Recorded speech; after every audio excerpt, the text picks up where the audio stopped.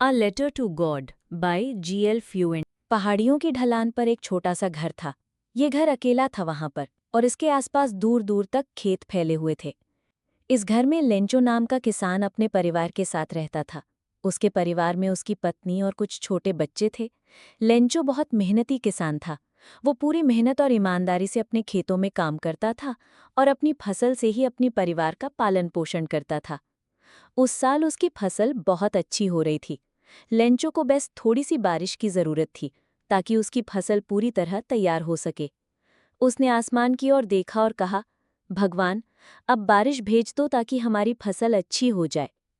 कुछ ही समय बाद सच में बादल घिर आए, ठंडी हवा चलने लगी और बारिश की बूंदें गिरने लगी। लेंचो बहुत खुश हो गया। उसके चेहरे पर खुशी की लहर दौड़ गई। उसने अपनी पत्नी से कहा, देखो, ये बारिश नहीं है, ये तो पैसों की बारिश है। ये बूंदें हमारे लिए सोने और चांदी के सिक्के हैं। उसके बच्चे भी खुश होकर बारिश में खेलने लगे। लेंचो खेतों में जाकर अपनी फसल को देख रहा था जो बारिश की बूंदों से भीग रही थी। उसे लग रहा था कि इस बार उसकी मेहनत रंग लाएगी। पर थोड़ी देर बाद बारिश की बूंदें धीरे धीरे ओलों में बदल गईं। छोटे छोटे बर्फ के टुकड़े आसमान से गिरने लगे। जल्द ही ओले तेजी से गिरने लगे। ओलों ने पूरी फसल को नष्ट कर दिया। मक्के और अन्य फसलें टूटकर गिर गईं। कुछ ही पलों में लेंचो की सारी मेहनत बर्बाद हो गई। ओलों की बरसात ने खेतों को सफेद कर दिया था, जैसे बर्फ की चादर बिछ गई हो। लेंचो बहुत दुखी हो गया। उसने अपने बच्चों से कहा, अब हमारे पास खाने को कुछ नहीं बचेगा, इस साल भूखे रहना पड़ेगा। उस रात लेंचो बहुत उदास था, लेकिन फिर भी उसने अपनी आस्था नहीं खोई। उसे भगवान पर पूरा विश्वास था। उसने सोचा कि भगवान उसकी मदद जरूर करेंगे। लेंचो ने तय किया कि वो भगवान को पत्र लिखेगा। अगले दिन लेंचो ने कागज और कलम निकाली और भगवान के नाम एक पत्र लिखा। उसने लिखा, हे भगवान, मेरी सारी फसल ओलों की वजह से नष्ट हो गई है। अब मैं और मेरे परिवार के पास खाने के लिए कुछ भी नहीं है। अगर आप मेरी मदद नहीं करेंगे तो हम सब भूखे मर जाएंगे। कृपया मुझे 100 पेसो भेज दीजिए ताकि मैं अगली फसल बो सकूं और अपने परिवार का पालन कर सकूं। लेंचो ने पत्र को भगवान के नाम से संबोधित किया और उसे लिफाफे में डालकर पोस्ट ऑफिस गया।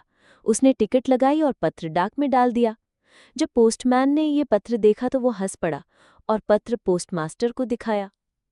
पोस्टमास्टर ने पत्र देखा और पहले वो भी मुस्कुराया, लेकिन फिर उसने लेंचो की आस्था को देखकर उसकी मदद करने का निर्णय लिया। उसने अपने कर्मचारियों और दोस्तों से मिलकर लेंचो के लिए पैसे इकट्ठा करने की कोशिश की।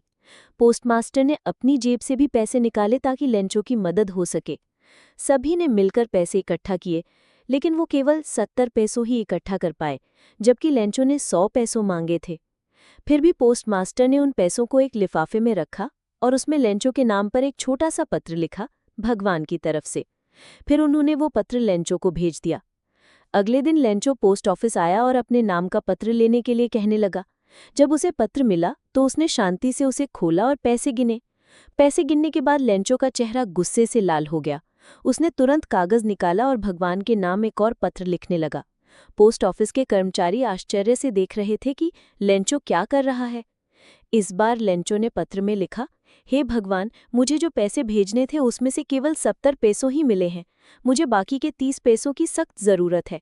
कृपया बाकी के पैसे भी मुझे भेज दीजिए, लेकिन इस बार पैसे मुझे सीधे भेजना, पोस्ट ऑफिस के कर्मचारियों के हाथों मत भेजना, क्योंकि ये लोग चोर हैं। ईश्वर पर विश्वास बनाए रखना, कठिनाई में भी हार न मानना और दूसरों की मदद करना ही इस कहानी की मुख्य सीख है। अगर हमारी कहानी अच्छी लगी है तो चैनल को सब्सक्राइब करें और बेल आइकन को प्रेस करें। मिलते हैं एक नई कहानी के साथ।